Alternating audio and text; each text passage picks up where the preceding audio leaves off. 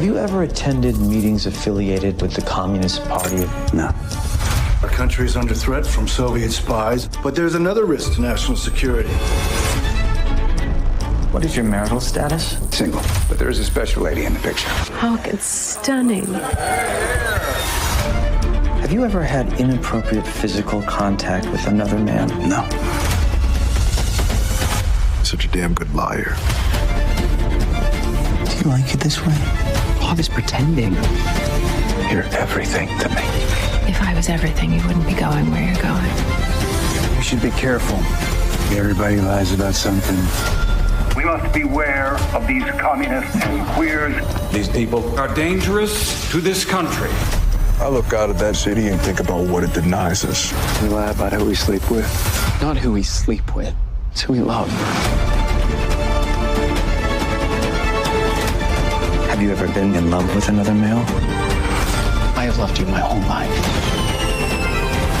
My great, consuming love. Mr. Fuller, answer the question.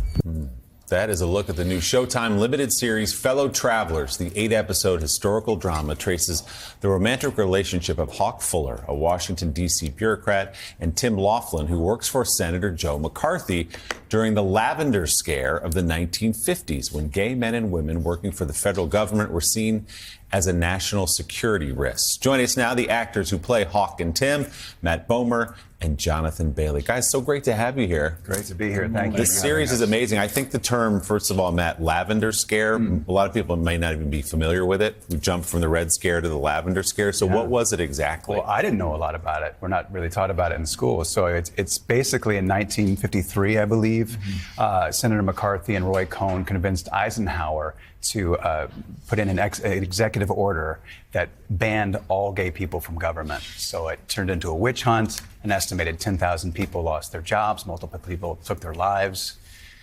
So it was a dark chapter in our history. And Jonathan, how does your character play into all this and off of his?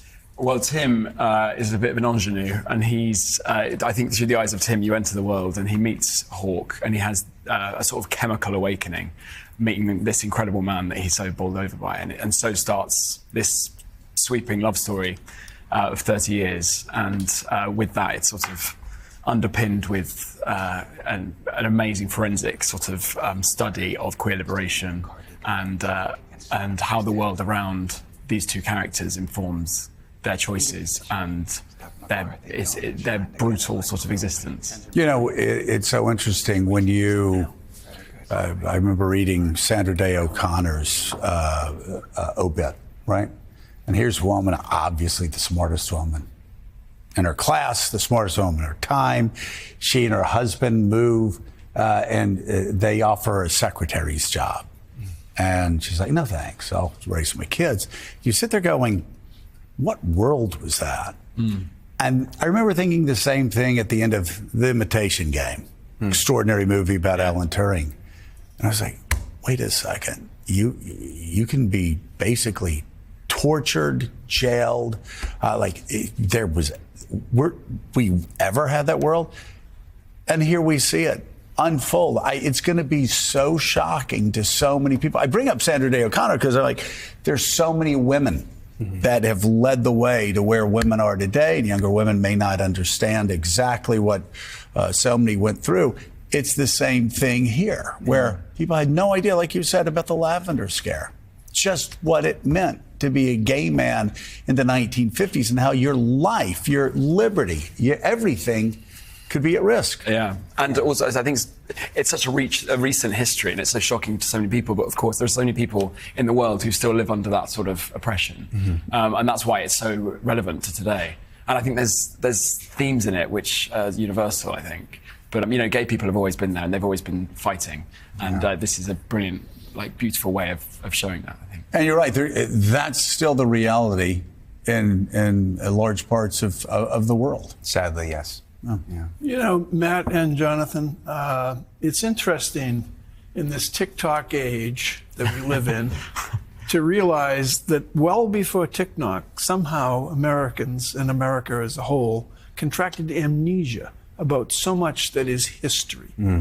It's in terms of history, 1953 is a snap of a finger. And yet General Eisenhower, who was in charge of D-Day in World War II, was a coward at first in confronting the Cohns, the McCarthys of that era. It's just fascinating to bring this back to light now, today, when people will see it and think, is this fiction? This really happened? Yeah. But it all did. I think it's really important to look back at the times when our fears got the better of us so that we don't repeat those mistakes going forward. And this goes, it's the 50s. It goes, though, doesn't it go through the 70s? It's 4 decades. You go on a whole Through the AIDS crisis. Yeah, it ends in San Francisco in the 80s. So it's like the way we were. It's a multi-decade love story against a political backdrop. It's the gay we were. And fantastic! And are you singing? Are you doing the Streisand thing? No. When the camera's on. Well, of course, the line though that's drawn through there is Roy Cohn in the 1950s. Of course, a guy that's going out persecuting gay men. The guy who in the 1980s. Dies of AIDS. But denies it, famously. Denies it, and none other than Donald Trump went from being a friend and ally of his to abandoning him. His main acolyte, though, for many years. No. Yeah. No. All right. Well, this is great. Very exciting. Thank you guys so much for being with us. Thank you for having us. Thank you for having us. Fellow Travelers, now available to stream on Paramount Plus and Showtime. It's really good. Matt Bomer, Jonathan Bailey, guys, thanks so much. That's not the first time you said the gay we were, was it?